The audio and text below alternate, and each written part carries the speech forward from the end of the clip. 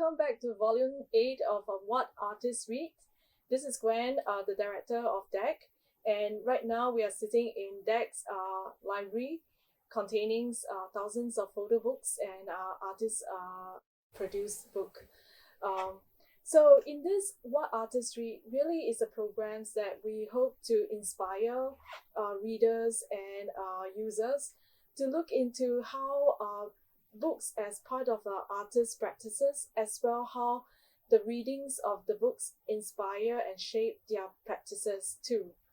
And in this program, we invite Farizi Noorfauzi to actually share on his reading, as well how the reading itself ties back to his explorations on this media and performances, as well as this diaspora cultures that he often navigates in his work.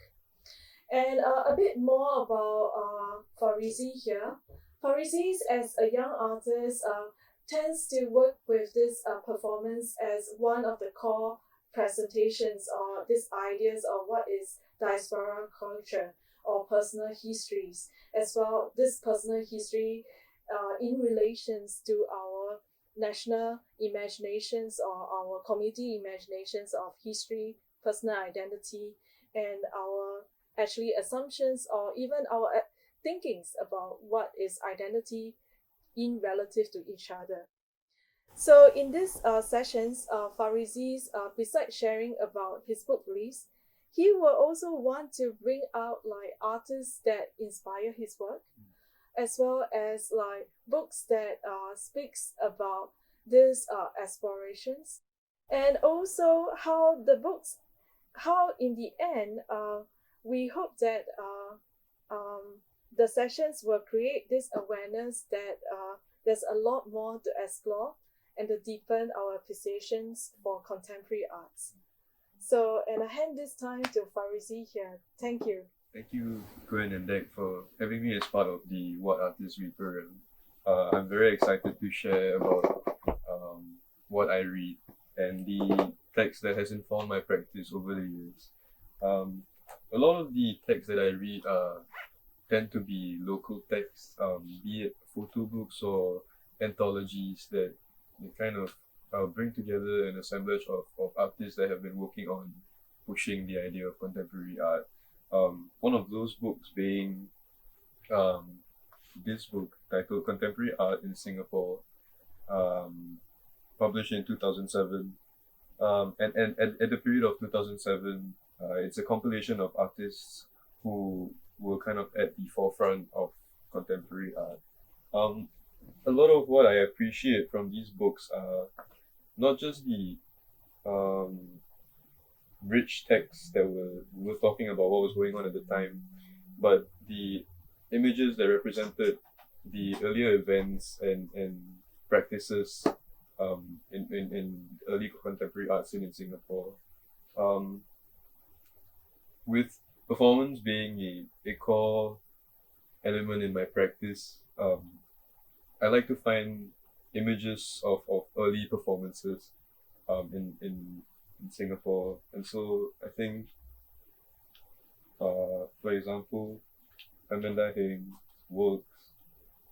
And these are not images that are easily accessible on the internet as well. So I think I that's what I quite enjoyed about this book. Yeah. And I guess that the book also informed us about the early years of Singapore contemporary arts, how contemporary arts were held in public spaces, and performance is very active at the point of time. Mm-hmm. Yeah. And so contemporary art in Singapore. And so this book as a kind of situating the context of art production in Singapore. The second book that I will be talking about is Da Punta Hiang, Transmission of Knowledge by Zai Kuning. I chose this text as kind of a summary, not really summary, but a kind of research presentation of Zai's book. was mainly because of the influence or the cultural influences that I found that influenced my practice, especially with regards to the Malay culture. And if I could quote one of the paragraphs, I think he talks a lot about the imagination as a form of as a tool to imagine future Malay in discussion of the modern Malay identity. I think he uses imagination as a tool to kind of look into an inwards inquiry into our past histories in order to be able to imagine futures. So I thought that was quite important. And yeah, these are images of Zai Kuning's works as he went on a journey to the Riau Islands and spent a lot of time spending time with indigenous people and actively trying to unpack notions of the Malay identity. And so, yeah.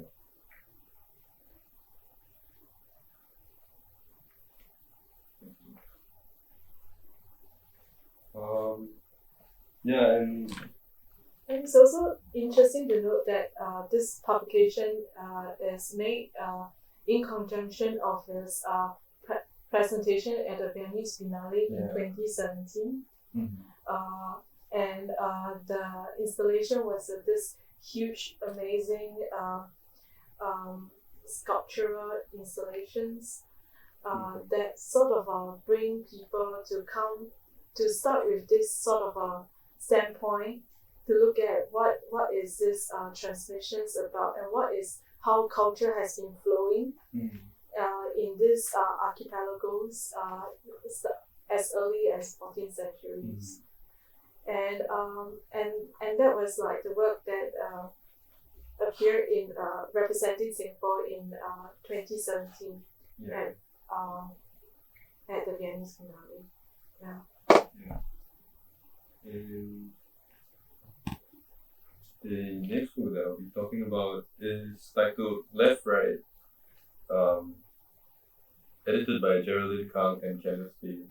This was one of my favorite books to constantly revisit every time I go to the tech library because I enjoy not only its compilation of texts by quite a varied collection of like Singaporean artists and writers as well, but I think the concept of the book was quite interesting to me. It talks a lot about the constant image production in the art scene in Singapore, and so it had artists readapt from other artists' works and produce text about those works. And so in a sense, it's kind of readapting and producing fresh works and ideas, reusing the pre-existing materials. And that idea of readaptation and reappropriation has been quite important in my practice as well. This is what I'm doing. And I also really love how there's this silk screen elements on the edges of the book. Yeah, it's just a very interesting and visually appealing book. Well, and also at the back of it, you will realize that there's this magnifying piece of glass, sort of like to enable you to read the small prints. Yeah, and I think looking more into zines itself, I think the few zines that I appreciate a lot have to do with the idea of reproduction of images and readapting from pre-existing material. And so here is a zine by Liana Yang. When I first saw this, I was really interested in the choices that she made in presentation and in selecting the images.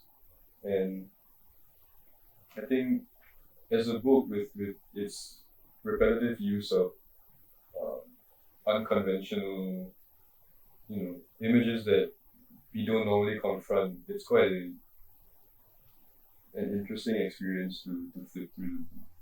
Yeah, and also the book Epiphanies of our States itself also give this sort of a revelation, and this revelation sort of make you wonder whether the image is in pain or in pleasure or in agony, and there's this ambivalence between. Yeah, and so similarly, this is a zine by Lai Yu Tong, which basically borrowed and referenced images that were published in the Straits Times. And I think in readaptation, why I think it's such an interesting medium is because the value in it is the choices that you make in selecting the pre-existing materials. And so that becomes and that creates an entirely different context for your work.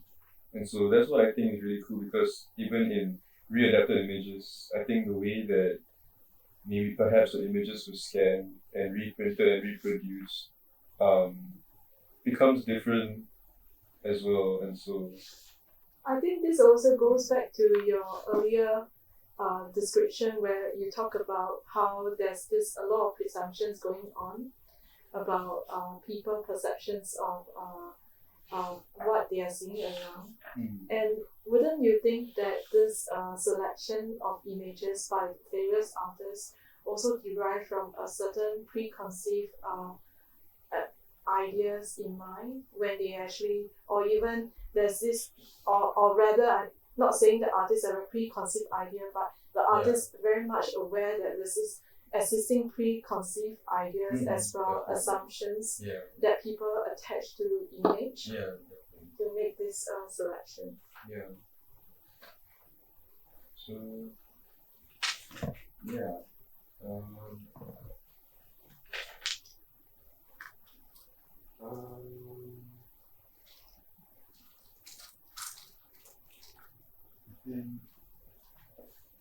next book I'll be talking about is Suddenly the Grass Became Greener by Kevin Lee.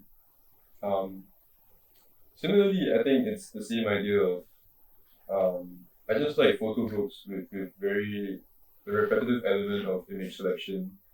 And in line with the title, I think these are images of the greenery in Singapore that the artist has chosen to capture. What I enjoyed the most was towards the end. There was kind of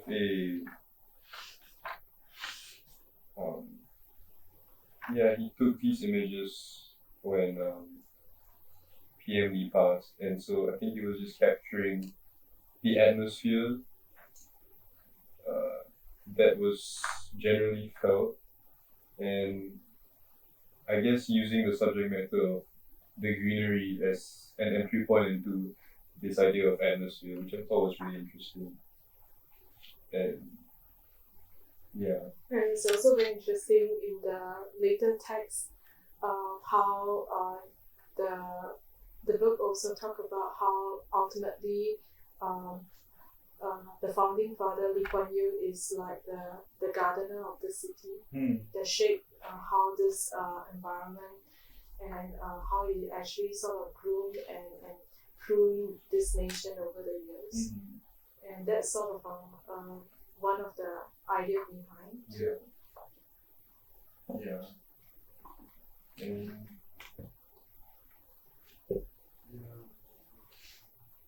I think I have a small collection of zines produced locally by both people I know and by acquaintances.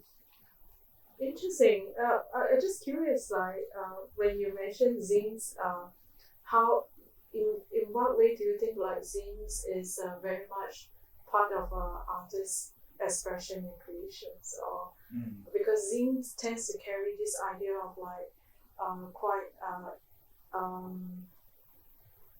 how to say, it's very spontaneous and instant, and it's also something that sort of like flashes to appear and passes very fast. Yeah.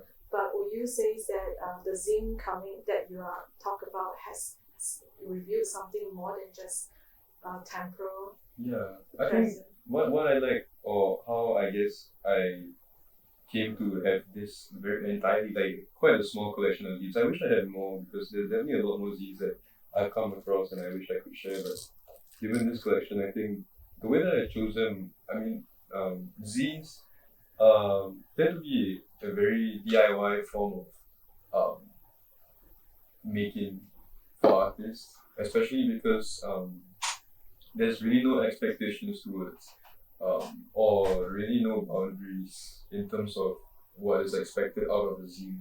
And so in that sense, it lies out of the norms of photo book or text. And so I think zines, and what I like the most about them is that they tend to be the most intimate form of artistic expression. And so I guess when my friends make zines, I am very quick to want to see and be able to collect it. And so I'll just be sharing a few.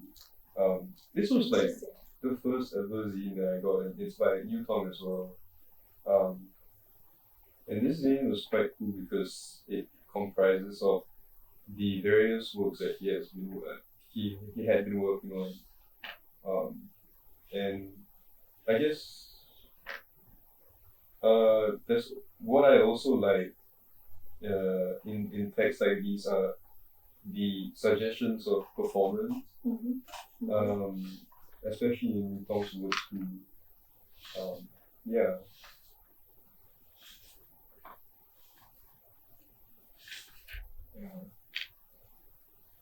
And this is called Wah Jialat How Now by Christopherson. Maybe you want to explain what is Wah Jialat for our non-Singaporean. It's like, oh no, how now? Did I get it right? I hope I did. But so Jialat is actually a Malay? I don't think so. Is it Hokkien? I think so. Maybe. Yeah. But maybe it translates in the phrase like, oh shit, what to do now? Oops. Yeah. But I think I really like this zine because of the use of colloquial slang, and that especially struck me because you find it hard to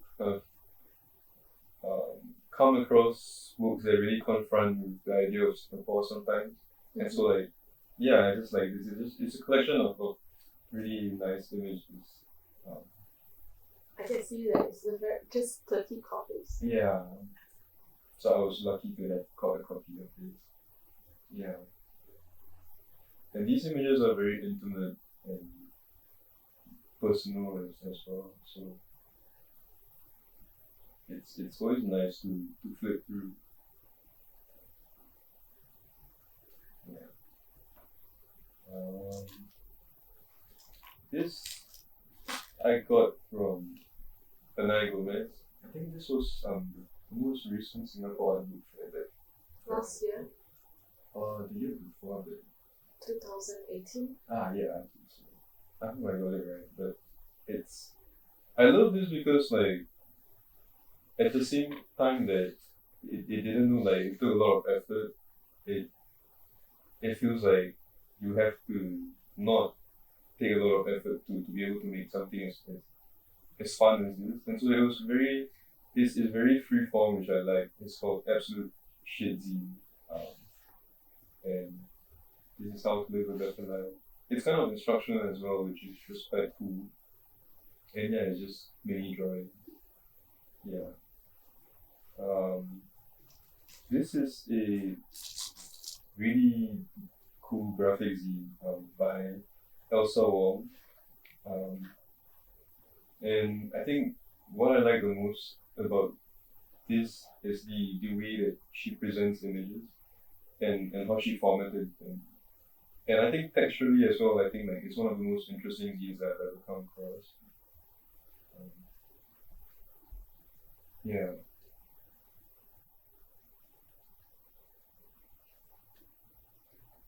unfaithful in a way. Yeah.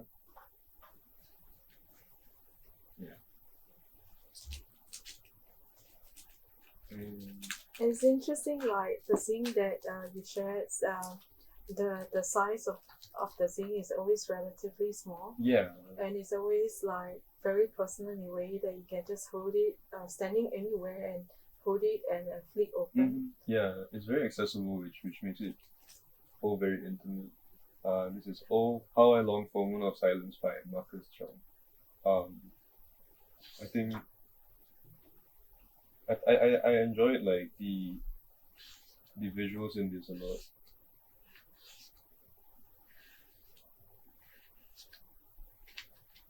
Yeah.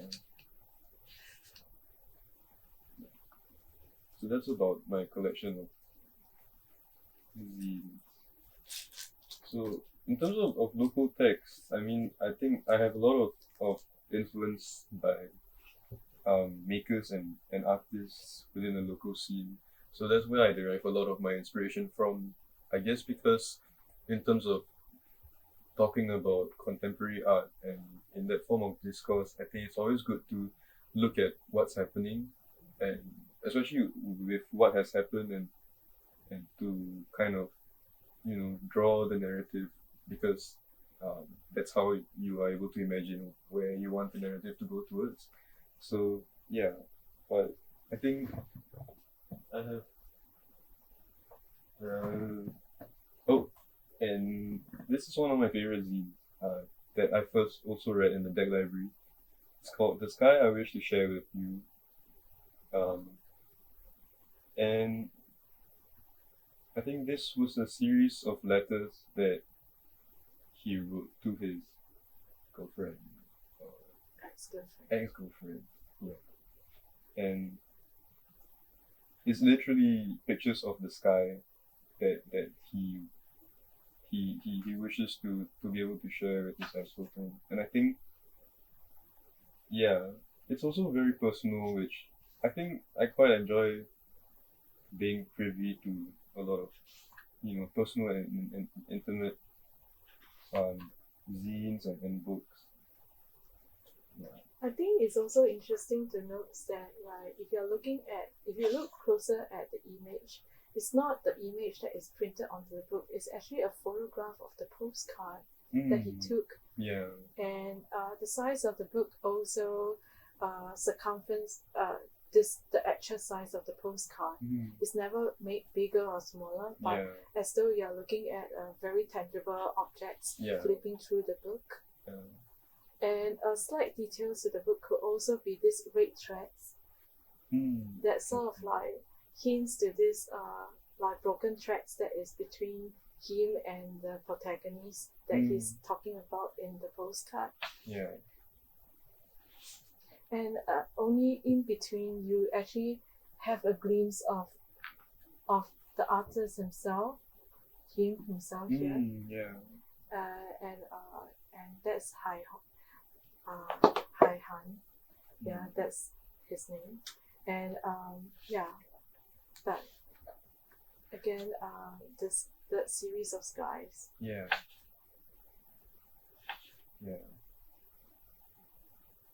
I think the entire journey as well, and him being so vulnerable, is something I have personally found hard to do. But I guess vulnerability as an artist and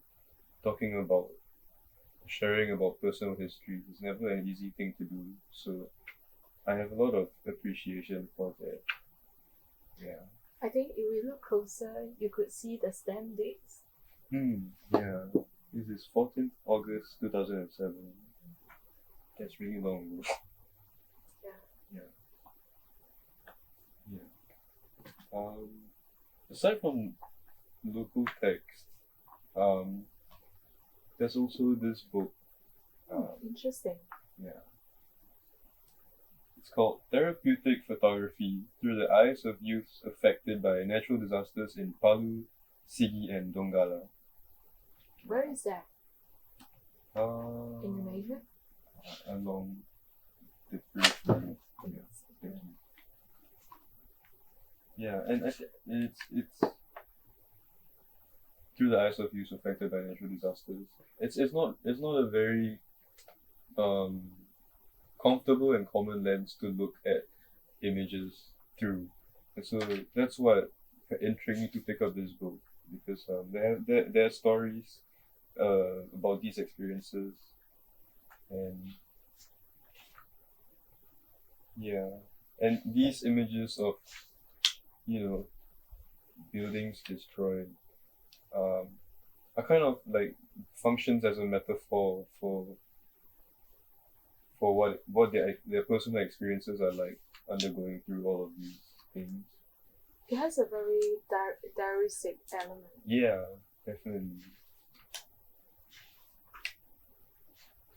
Yeah, and I always appreciate these like wacky graphics, because it's very outstandingly like in your face, and And also because the graphic shows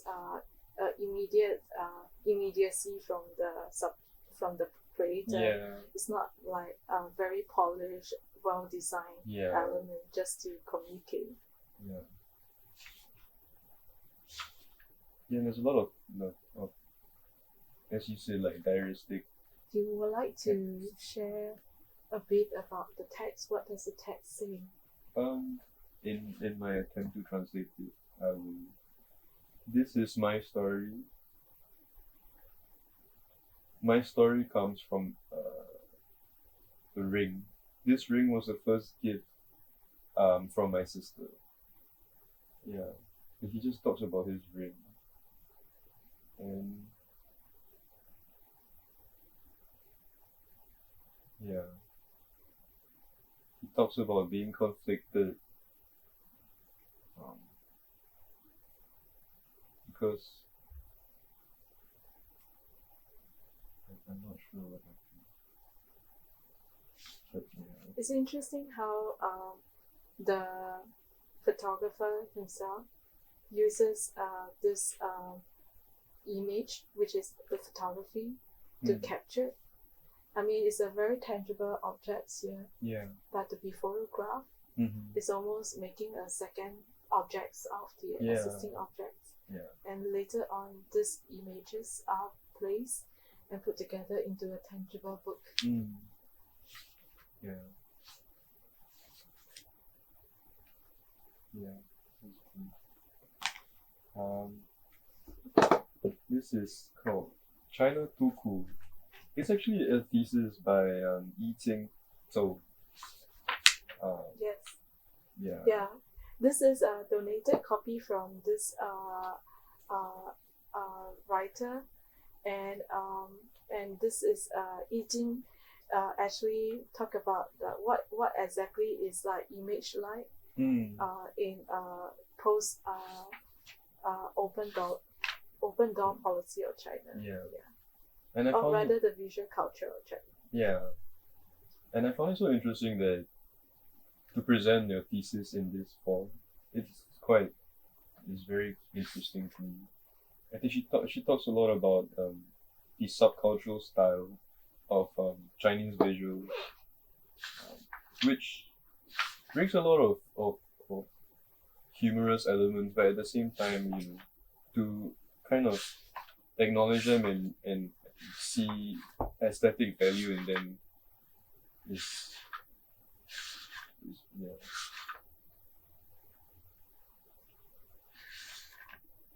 Yeah.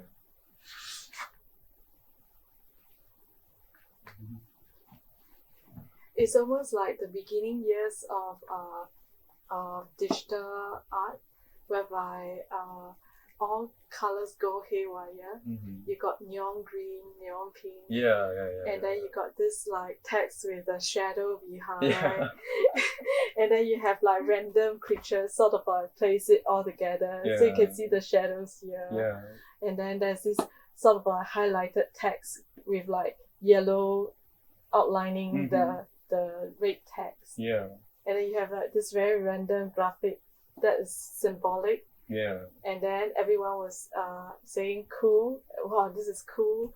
but again, these explorations are how visuals could be manipulated, goes really permeates all sense.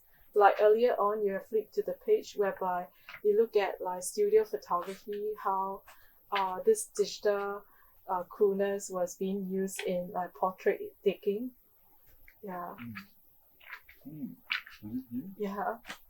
And then this idea of coolness and the stagings and yeah.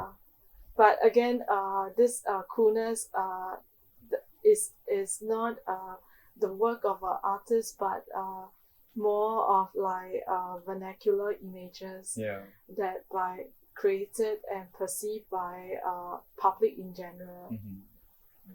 So perhaps like it does make a lot of sense because the zine itself, or even the earlier the zine that you shared has as well the book which is from left to right.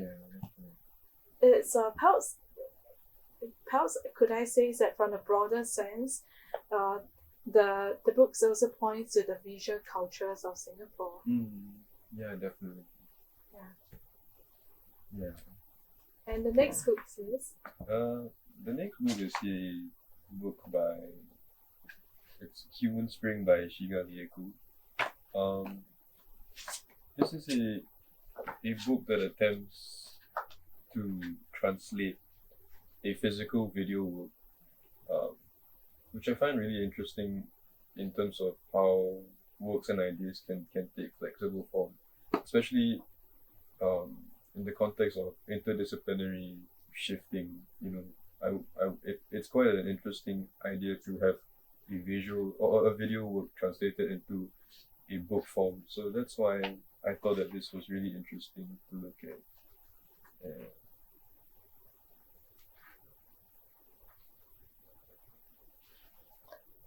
It's interesting how the graphic Human Spring only come in after like 2-3 visuals after. It's almost like you're almost imagining watching a video. Sometimes you have an opening scenes and before the titles slide into the visual, in front of you.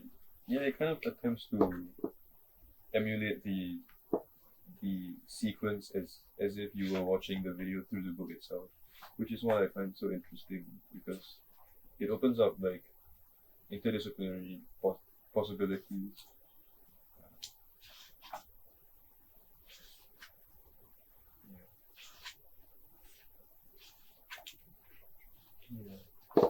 And I guess the last book that I'll be sharing about is Eric Kessel's Mother Nature, which Gwen recently shared with me.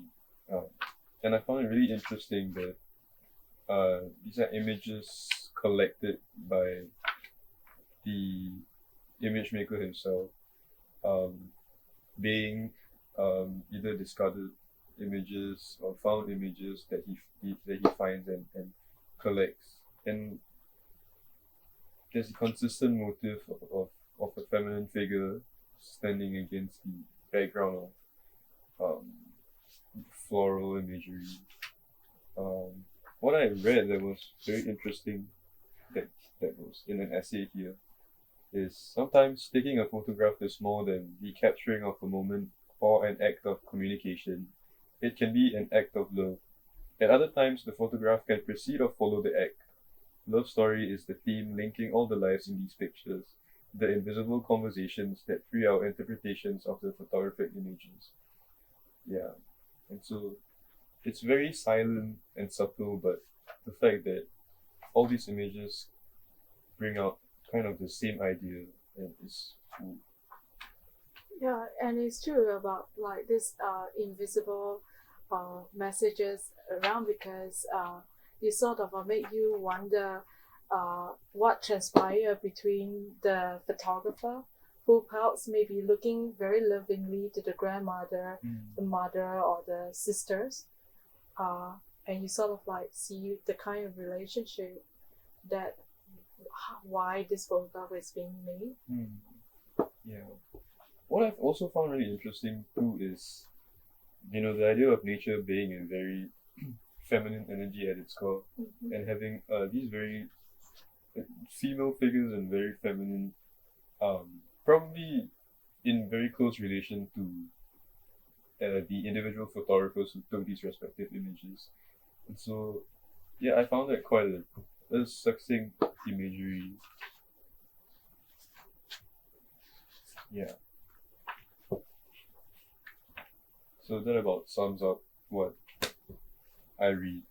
So thank you so much for giving me the opportunity to discuss and talk about this. Yeah.